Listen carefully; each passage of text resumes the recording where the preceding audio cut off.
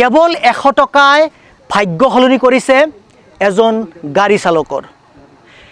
এখন উপহাৰ কুপনৰ টিকট ক্ৰয় কৰি 100 টকাৰ বিনিময়ত তেওঁৰ জীৱন সলনি হৈ পৰিছে।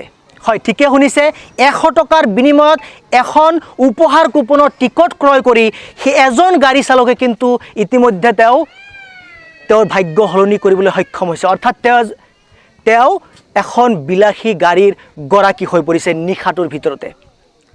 বঙাইগাঁও জিলাৰ বাজিতপাৰাত অনুষ্ঠিত হোৱা 28 জানুৱাৰী তাৰিখে যি উপহাৰ কুপনৰ খেল অনুষ্ঠিত হৈছিল, সেই উপহাৰ কুপনৰ টিকট বৰপেটা জিলাৰ এজন গাড়ী চালকে ক্ৰয় কৰিছিল আৰু সেই টিকটৰ ফলশ্ৰুতিত তেওঁৰ ভাগ্যত আহি ওলাইছে এল্টো K10 নামৰ এখন বিলাসী বাহন। মই এই মুহূৰ্তত সেইজন ভাগ্যৱান ব্যক্তিৰ বাসগৃহত উপস্থিত হৈছোঁ।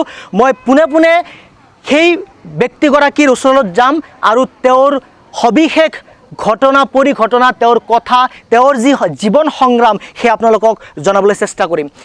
মই আপোনাৰ কাষলৈ আহিব বিচাৰিছোঁ। প্ৰথমতে মই আপোনাক শুভেচ্ছা জনাইছোঁ আচলতে যে ভাগ্যৰ কথা, লাখ লাখ মানুহৰ ভিতৰত এখন উপহাৰ কুপন পোৱাটো ডাঙৰ কথা, কিন্তু চবৰ ভাগ্যত নুজুটে। প্ৰথম কথাটো হৈছে শুভেচ্ছা জনাইছোঁ। আপোনাৰ নামটো যদি কৈ দিয়ে। তোমাকো শুভেচ্ছা জনাইছোঁ মই। মোৰ নাম শ্ৰী মনোজ কুমাৰ পাঠক। আচ্ছা, ক'ত এতিয়া আপোনালোকৰ জাগাডোখৰৰ নাম? মই আমৰিখোৱা।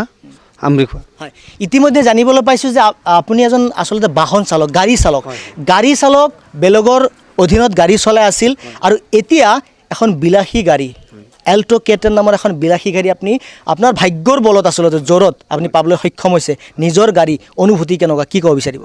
খুবেই আনন্দিত, খুবেই ভাল লাগিছে মই গাড়ীখন পাই।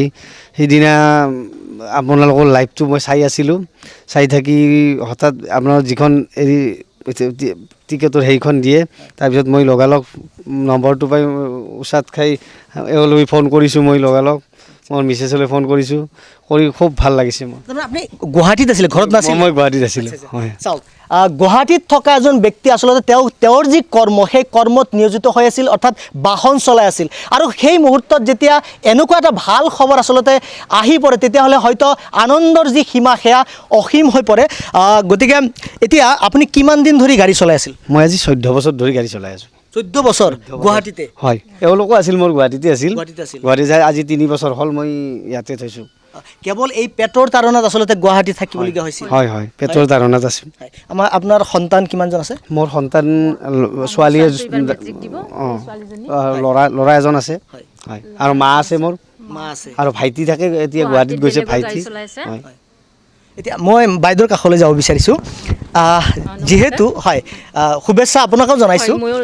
হয়, এতিয়া কথাটো হৈছে আপোনাৰ স্বামীয়ে যেতিয়া আপোনালৈ ফোন কৰিলে যে এনেকুৱা ধৰণৰ এটা টিকট ক্ৰয় কৰিছিলোঁ মই, হয়তো আপোনাৰ জ্ঞাতাৰ্থে কৰা নাছিল, অকলে কৰিছিল চাগে গুৱাহাটীত। যেতিয়া আপোনাক খবৰটো দিলে যে গাড়ী এখন পাইছোঁ খেলত, তেতিয়া আচলতে সঁচা অনুভূতিটো জনাব। মোৰ সঁচাকৈ মই কৈছোঁ যে ক'লাক যে 11টা বজাত যে মই এখন গাড়ী পাইছোঁ, টিকটটো চা। তেতিয়া মই টিকটটো মই বাকচত থৈ দিছিলোঁ। ইহঁতে শুইছিলে, মই টিকটটো বাকচৰ কাপোৰ কাট মাকাট কৰি টিকটটো ওলাইছোঁ। ওলাই মাত্ৰ মই ছোৱালীজনীক কৈছোঁ যে সেই দেউতাই কিবা এখন গাড়ী পাইছে। তাৰপিছত ইহঁতে কম্বল দহিলে একদম উঠি আহিছে। মোৰো তাৰমানে কেনেকুৱা লাগিছে মই নিজেও গম নাপাওঁ। মোৰ ভৰি চৰি থৰথৰে কঁপনি ধৰিছে, ভাল লাগছে, সুখো লাগছে, দুখো লাগছে, এনেকুৱা আৰু।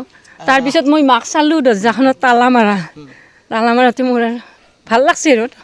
এতিয়া আচলতে এয়া আনন্দৰ চকুলো বুলি ক'ব লাগিব, আৱেগিক এটা মুহূৰ্ত। কিয়নো আচলতে এনেকুৱা দৰিদ্ৰ এখন পৰিয়ালৰ মানুহ যেতিয়া বিলাসী গাড়ীৰ গৰাকী হৈ পৰে নিশাটোৰ ভিতৰত, ভাগ্যৰ বলত 100 টকাৰ বিনিময়ত এখন উপহাৰ কুপনৰ টিকট ক্ৰয় কৰি আচলতে এনেধৰণৰ কেইবা লাখ টকীয়া বিলাসী বাহনৰ গৰাকী যেতিয়া হৈ পৰে, নিশ্চিতভাৱে আৱেগিক হোৱাটো স্বাভাৱিক কথা। তেওঁলোকেও আৱেগিক হৈছে।